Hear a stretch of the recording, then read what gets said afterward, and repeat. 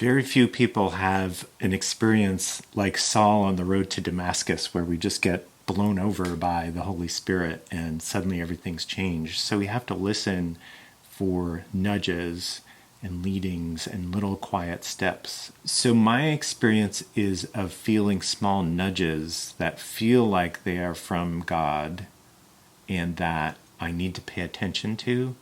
And if I stop and slow down and have others sit with me to reflect on those nudges, I can sense whether they're really something pushing me in a direction I need to go, or is it just a momentary fancy?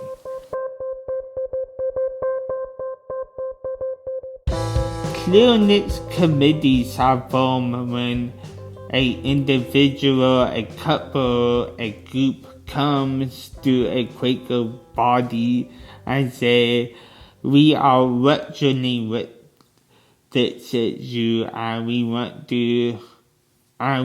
to discern the way forward. It's important to know how to help people to do their discernment, because it's not something that we learn automatically in our society. It's not always something we learn at home.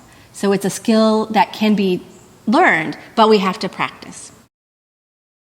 The prep work for the committee is to hold the person in the light and be prepared for the questions that may come up, and read the writing in advance to be prepared for holding this person in the committee meeting. Before the meeting, find a grounded place, and I would pray for that person,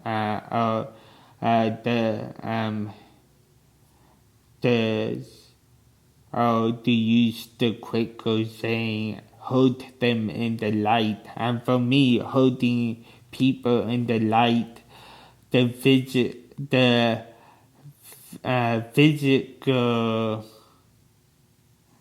physically try to see them in being surrounded by a halo of light. The first thing I would say is just to let the person talk. And I find that often we don't have a space to be able to talk about the things that really matter to us.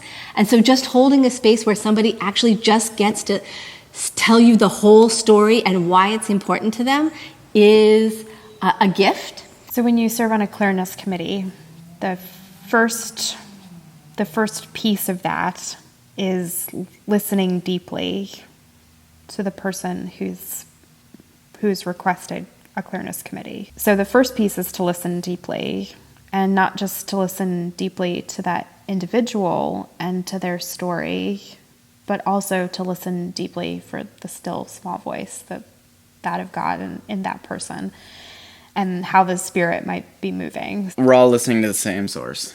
The same God is speaking to all of us.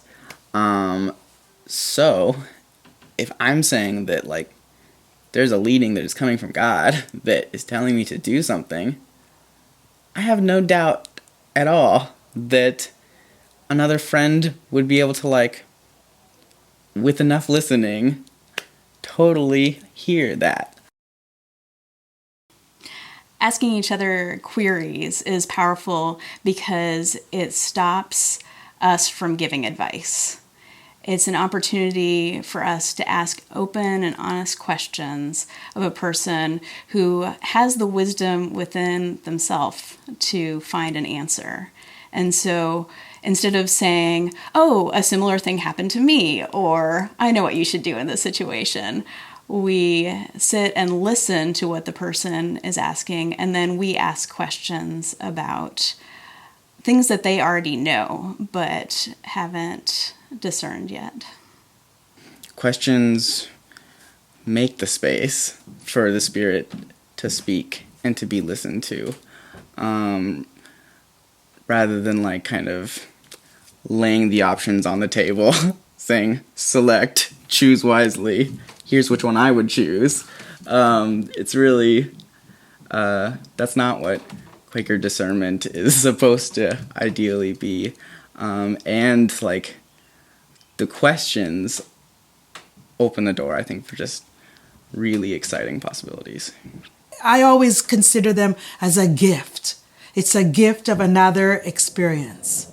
And so you look at whatever you're thinking about from that point of view. It might never have occurred to us or to me to look at it in that way. But hearing someone else ask a question allows us to broaden how we look, how we consider what it is we're doing.